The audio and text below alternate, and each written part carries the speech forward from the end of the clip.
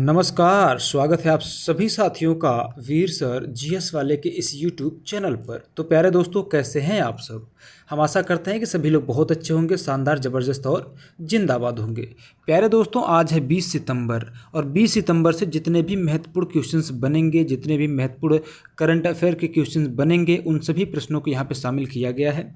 साथ ही साथ 10 one liner भी शामिल किया गया है। ठीक है, पहले तो आपको एमसीक्यू फॉर्म में करवा दिया जाएगा, फिर उसके साथ उसका सलूशन यानी कि स्टैटिक जीके और एमसीक्यू दोनों ही इसमें शामिल है। उसके बाद आपको वन लाइनर भी 10 देखने को यहाँ पे मिल जाएगा। ठीक है, ओके दोस्तों, तो आइए आगे बढ़ते हैं। और आगे बढ़ने से पहले मैं आप सभी को कह देना चाहूँगा कि प्यारे दोस्तों, सब लोग क्या करेंगे, चैनल को सब्सक्राइब जरूर कर लें। चैनल को सभी दोस्त, सभी साथी सब्सक्राइब करके रखें ताकि आपको वीडियो के नोटिफिकेशंस मिलते रहें। जी हाँ दोस्तों, तो आइए शुरू करते हैं। आज का हमारा पहला प्रश्न है कि सेवा एवं राष्ट्र भावना अभियान किस अवधि में मनाया जा रहा है, यानी किस तारीख से किस तारीख के बीच में मनाया जा रहा है सेवा एवं राष्ट्र भावना अभियान। तो दोस्तों, यह 17 सितंबर से लेकर के 2 अक्टूबर के बीच तक मनाया जाएगा सेवा एवं राष्ट्र भावना अभियान। ऐसा क्यों? तो दोस्तों, आप सभी को पता है 17 सितंबर को वर्तमान प्रधानमंत्री नरेंद्र मोदी जी का जन्म है और 2 अक्टूबर को गांधी जयंती है। तो इन दोनों ही तारीख के बीच में, ये जो अवधि है 17 सितंबर से 2 अक्टूबर के बीच, इसके बीच में मनाया जाएगा सेवा एवं राष्ट्र भावना। क्या मनाया जाएगा दोस्तों? सेवा एवं राष्ट्र भावना मनाया जाएगा। ठीक है, आप सभी लोग जानते हैं कि वर्तमान जो हमारे देश के प्रधानमंत्री वो नरेंद्र मोदी हैं। ये तीसरी बार लगातार प्रधानमंत्री बने हैं।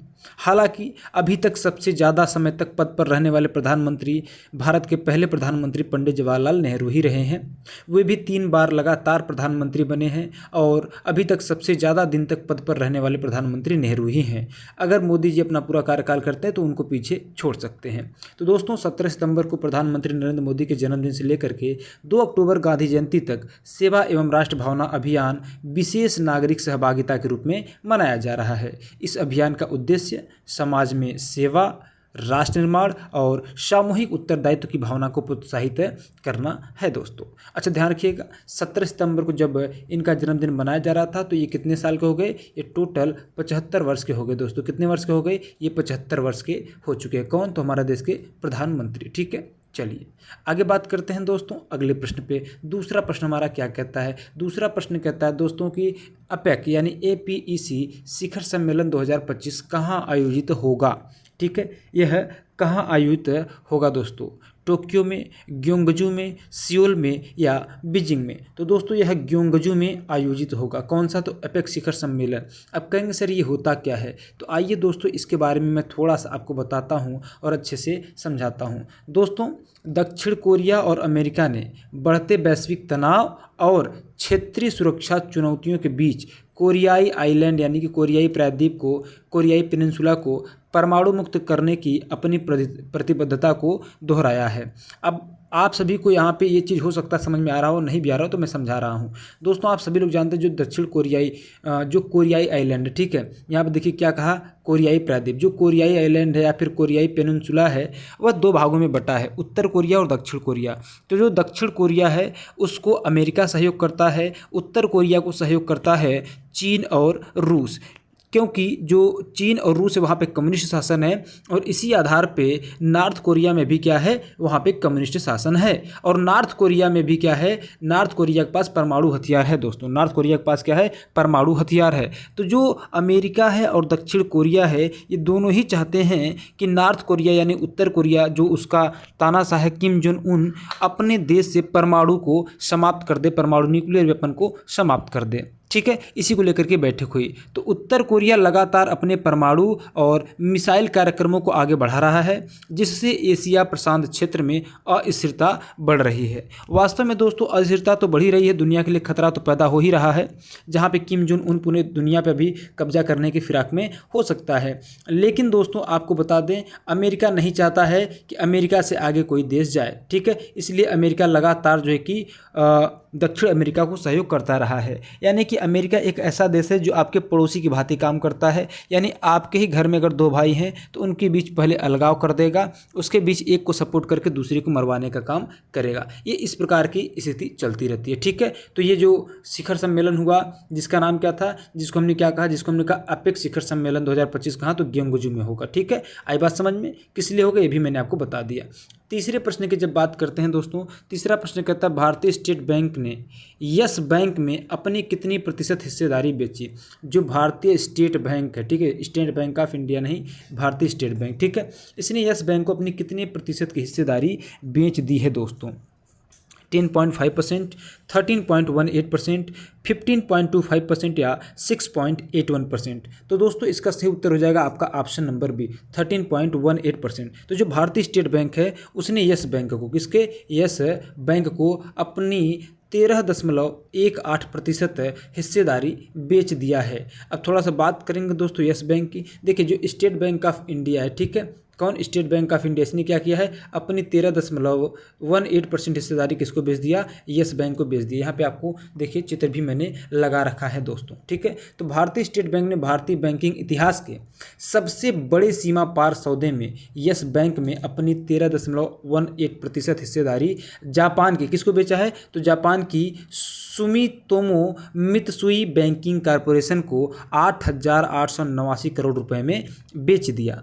और इस सौदे के अंतर्गत 413.44 करोड़ इक्विटी शेयरों का हस्तांतरण किया गया और इसके लिए आवश्यक सभी नियामकीय मंजूरियां क्रमशः प्राप्त किया गया, ठीक है। तो यहाँ पे ध्यान रखना, ये बड़ा इंपॉर्टेंट प्रश्न है। अगर आपसे पूछे कि एसबीआई ने किसको बेचा, तो एस बैंक को, कितना भैया, 13.18%, ठीक है। यह जो हिस्सेदारी बेचा गया जापान की सुमितोमो मित्सुई बैंकिंग कॉरपोरेशन को 8,889 करोड़ रुपए में बेचा गया दोस्तों, ठीक है।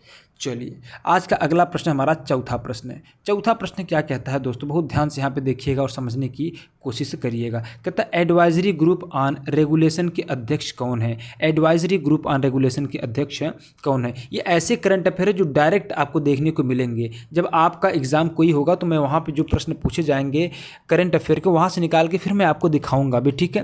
तो दोस्तों अच्छा एक बात मैं आपको बता दूँ, जो करंट अफेयर की क्लास चलती है रोज़ सुबह 5 बजे चलती है, ठीक है, और 5:30 बजे अपलोड कर दिया जाता है। ये कोशिश करता हूँ मैं 5 बजे ही अपलोड कर दिया करूँ, ठीक है, ताकि बहुत सारे स्टूडेंट जो है कि सुबह सुबह उठ के ही क्या करते हैं, क्लासेस को देखते हैं, है ना। तो एक जो है कि अपना टारगेट ज़रूर आप लोग बनाया करिए, ताकि हमको दिन भर में क्या करना है क्या नहीं करना है ना। इसी पर एक लाइन याद आ रहा है कि अपने सपनों का पीछा दिन रात करते हैं और कामयाबी उन्हीं को मिलती है जो शुरुआत करते हैं। तो शुरुआत करने के लिए बहुत ज़रूरी है कि आप अपना रूटीन चेंज करें, अपना रूटीन सही से कर लें, ठीक है दोस्तों। चलिए आइए आगे बढ़ते हैं, ठीक है। चलिए जब आगे बढ़ते हैं दोस्तों, तो अच्छा इसकी बात करते हैं एडवाइजरी ग्रुप ऑफ रेगुलेशन की। तो यहाँ पे ध्यान दीजिएगा, भारतीय रिजर्व बैंक ने 1 अक्टूबर 2025 से रेगुलेटरी रिव्यू सेल की स्थापना किया है, जिसका उद्देश्य वित्तीय विनियमों की व्यवस्थित समीक्षा करना और उन्हें आधुनिक, सरल तथा हितधारक अनुकूल बनाना है। और यह सेल जो है कि आरबीआई की विनिमय या विनियमन विभाग के अंतर्गत कार्य करेगा और हर 5 से 7 वर्ष में नियमों की चरणबद्ध तरीके से इंस्पेक्शन यानी समीक्षा भी करेगा। अब जो दोस्तों जो ये आपका आरबीआई है, यह कब इस्टेब्लिश किया गया था, अगर चूंकि आरबीआई का नाम आया तो इसको जान ही लेते हैं। तो 1 अप्रैल 1935 को, 1 अप्रैल 1935 को क्या किया गया था, इसको इस्टेब्लिश किया गया था, स्थापना किया गया था किसका, रिजर्व बैंक ऑफ इंडिया का दोस्तों।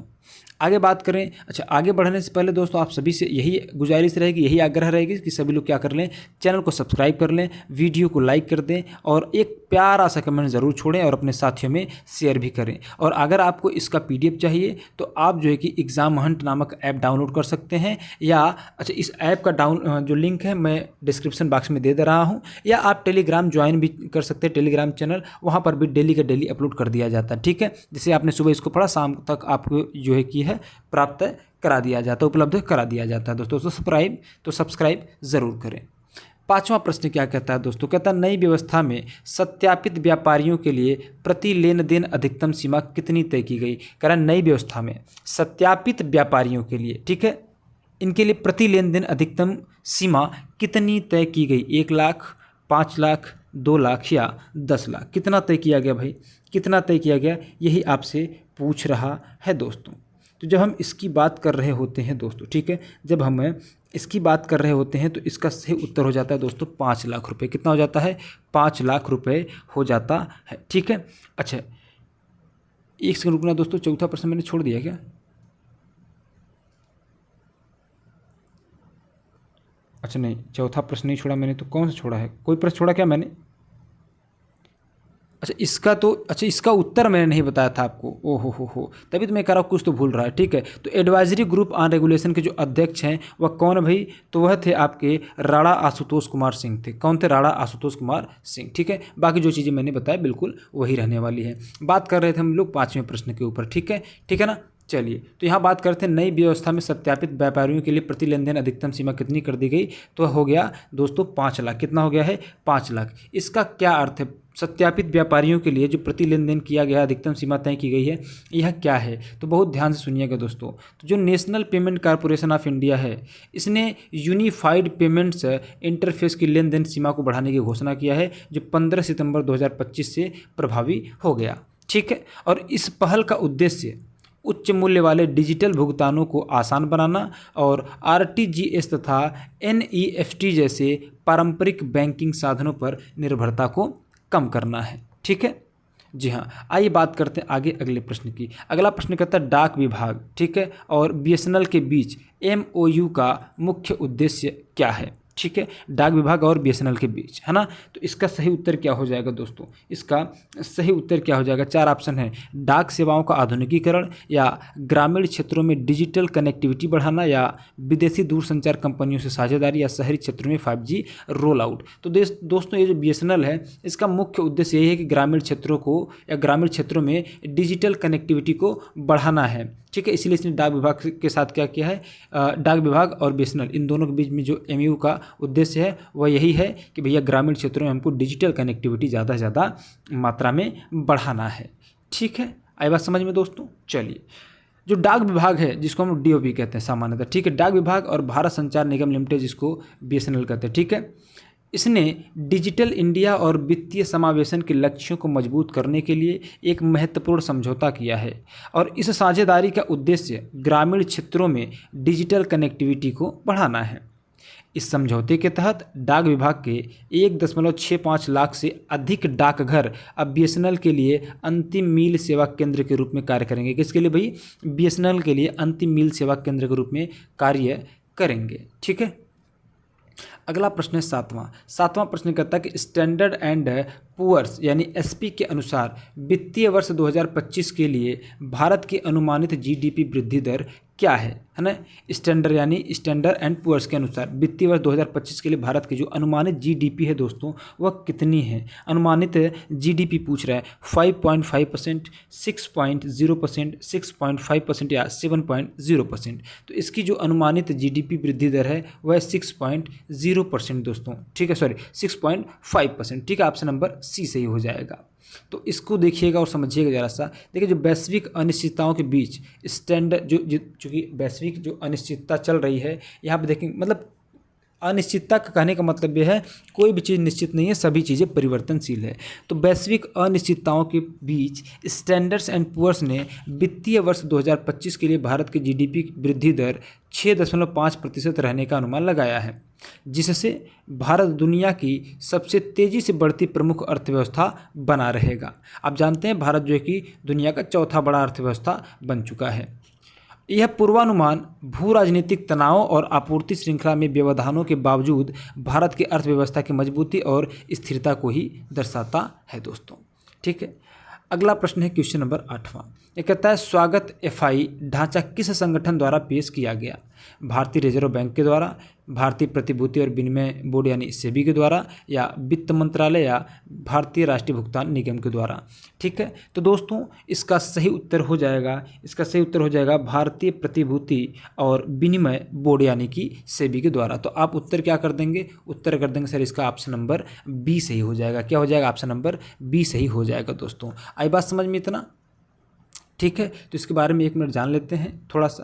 कहता है कि भारतीय प्रतिभूति और विनिमय बोर्ड यानी सेबी ने 16 सितंबर 2025 को स्वागत एफआई नामक एक नया नियामक ढांचा पेश किया है, जिसका उद्देश्य विदेशी निवेशकों के लिए गिफ्ट आईएफएससी जीआईएफटी आईएफएससी में निवेश को आसान बनाना है। और इस पहल का लक्ष्य भारत को वैश्विक निवेशकों के लिए एक आकर्षक और विश्वसनीय गंतव्य बनाना है। किसको जी? भारत का। ये जो सेबी है इसके माध्यम से जो विदेशी निवेशक हैं उनके लिए आकर्षण का केंद्र बनाना है, और एक सिर्फ आकर्षण ही नहीं बल्कि विश्वसनीय केंद्र भी बनाना, ताकि विदेशी कंपनियां हमारे यहाँ आए, निवेश करें और यहाँ पे क्या करें, व्यापार करें। ठीक है, तो दोस्तों ये हो गया आपका आज का 8 प्रश्न है ना।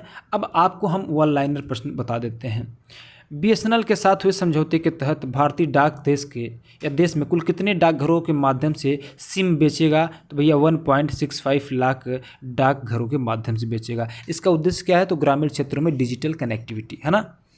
भारतीय स्टेट बैंक ने यस बैंक में अपनी 13.1% हिस्सेदारी किस जापानी कंपनी को बेची है? तो सुमितोमो मित्सुई बैंकिंग कॉर्पोरेशन यानी कि SMBC को बेच दिया है।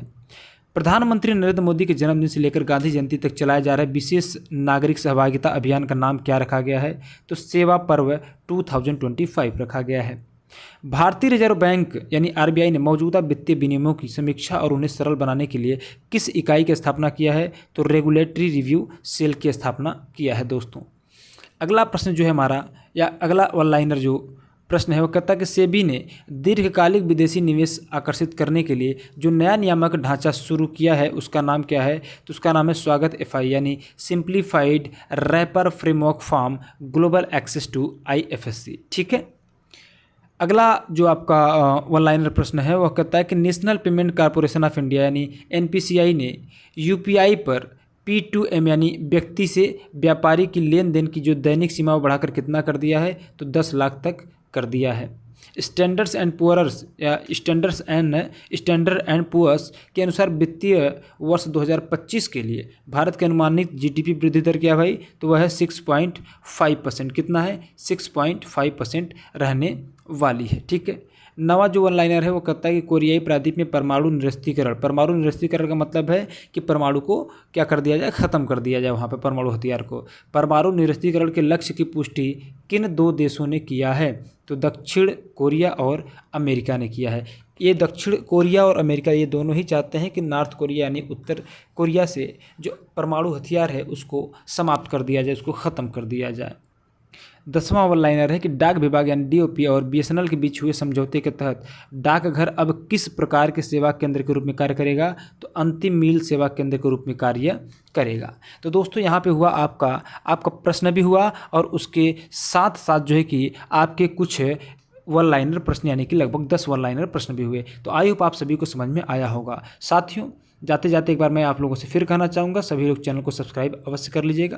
मिलता है आपसे अगली क्लास में, तब तक के लिए आप सभी साथियों को बहुत बहुत धन्यवाद जो आपने अभी तक हमारे साथ बनकर पूरा वीडियो आपने देखा और आपने कुछ ज्ञान अर्जित किए। ये जो प्रश्न हम बताते हैं आपके एग्जाम में डायरेक्ट यहाँ से प्रश्न देखने को मिलेंगे साथियों। ठीक है, तो मिलते हैं हम आपसे अगली क्लास में। आज के लिए बस इतना, तब तक के लिए जय हिंद जय भारत।